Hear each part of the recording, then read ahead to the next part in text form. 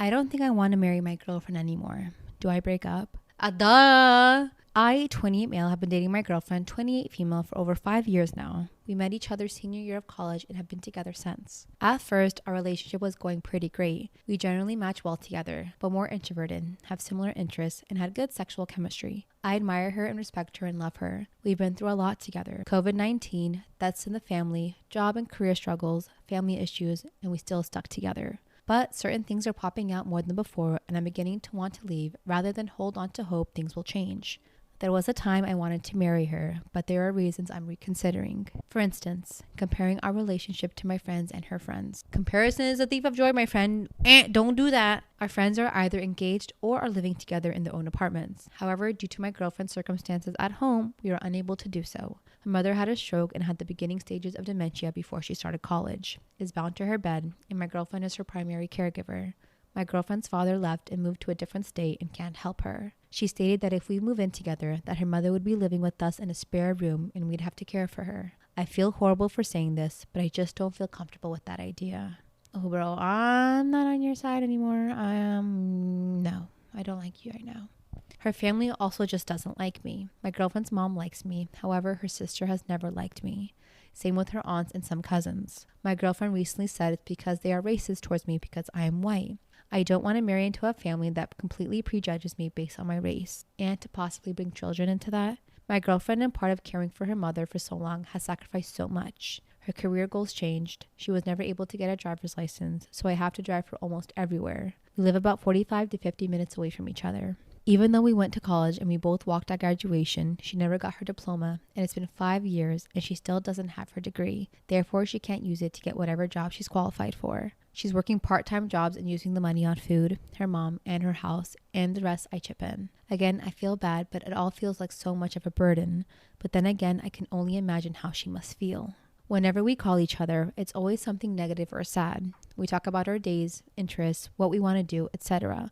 But for the past few years, she's been more anxious and depressed, and it's starting to really affect our relationship, which she acknowledges. And I understand it's not her fault, of course. Issues with her family not helping or supporting her, and her mom, her dad trying to help her from states away, other things. Because of work and our distance, it makes it difficult to be with one another a lot.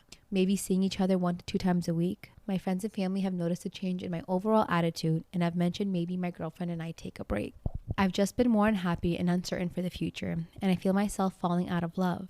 I can't help but wonder if it's better to move on. I guess the grass isn't always greener and all, but this grass just seems more yellow, I guess. Okay, I'm going to read this comment that I like. It's pretty clear what happened. Your girlfriend went home to take care of her mother and honestly believed she was going to finish her degree, get her driver's license, and grow into independence as she found alternate care options for mom. And then the crippling burnout of being a caregiver to seriously disabled adult kicked in, and all of those routine things got further and further away. Now it's been 5 years and she's further down the hole than ever. It's easier to do the bare minimum, taking care of mom, than to take care of mom and take all of the actions required to get mom the long-term care she needs. It's tragic, but you can't form those plans for her and execute. She needs to decide what she needs to do and actually do it. I think it's time for a very difficult conversation. Tell her that if you are going to be with her, there needs to be a plan, a distinct series of achievements and steps to her independence. You can support her in her plan, but she has to decide what she wants and start to execute.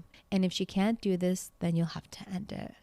Okay, yeah, I know I don't know. I feel like people who haven't taken care of a parent, it's hard to put yourself in the shoes of those who do. Because I do have an elderly parent, but I'm not by myself, and my dad has a really good support system. I understand the need that it takes for that, but at the same time, like, we're all proactive in making sure that we all still have our independence and we're all still able to take care of ourselves before taking care of someone else. I think if you do love her and you do see a future with her, I think this is your biggest hiccup, is just her sick mom is really the cause of a lot of your issues. Then you just need to have that conversation and see what are the possible outcomes for you guys to help get out of this rut for her and gain that independence and maybe move on with life. It is hard. It's like going to be a really difficult conversation, but I think when you're in the thick of it, you don't really notice, and you're just focusing on your mom and your mom and your mom, and you just feel all this guilt, like, you know, one day she'll pass away, and I want to make sure that I did everything I can to show how much I love her and take care of her and make sure she passes in like the most calm and easiest way possible. Am I the asshole for putting my hand over my sister-in-law's camera at my own birthday dinner after I told her no filming? I, 29 female, had a small birthday dinner last weekend with my husband, 31 male, sister-in-law Lena, 27 female, mother-in-law, and 2 friends at a normal but nice place. Lena's a, quote, influencer. She films literally everything, plates, forks, people breathing. 3 days before, I wrote in the family chat, please don't film me. Food, room is fine, just not my face. She said, got you. And that's where gulag. That's Send her to the gulag. This is where the story should have ended. But sadly, the Reddit podcast economy needs to keep going. She will be eaten with the rest of the rich because she has committed a social crime. Yeah. Yes. We sit down within like 10 minutes. Her phone is up. I say, quiet. Please don't point it at me. She goes, you look great. It's just vibes. Husband backs me. She said no. Lena rolls her eyes, lowers it for maybe 2 minutes. Shoot her in the head. Well, no, I'm not in the head. In the knee. In a ball and socket joint. Then the cake comes, little sparkler, staff singing. Lena stands and points the camera right in my face like, birthday girl reveal. I put my hand over the lens and said, stop. I didn't grab the phone or touch her, just covered the camera for a second. She snaps that I, quote, ruined her shot and this is her job. Mother-in-law says to, quote, let it go for one night. No, man. I said that it's my night, actually. It got awkward fast. Server was right there. I felt embarrassed. No. Husband tried to change the subject, but Lena kept muttering about how she had to scrap, quote, everything. Good. I even paid for my own dessert, long story, and we left pretty quick. Jesus. Next morning, Lena texted I, quote, humiliated her and made her look unprofessional in front of everyone. No, she did that. It's a birthday party. She What did that. professionalism are you talking about? You gotta always be networking, Josh. Always be filming, ABF. Always. ABF, everybody knows. Mother-in-law says I should have moved seats if I didn't want to be in frame. Husband It's your birthday. Also, all that means, real quick, also, that just means it would go from this to this. Yeah, like she doesn't have arms a or something. 45-degree angle difference. Yeah.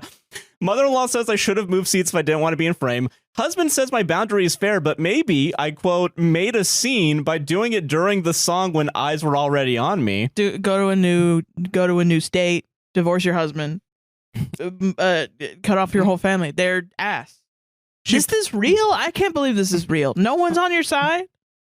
Not one person? I want to say I did check this one, so... No well, I mean, it way. could be fake, but, you know, It could I mean, be fake, but it probably yeah. not ChatGPT, at least. Okay. She's posted me before without asking, and coworkers mentioned it.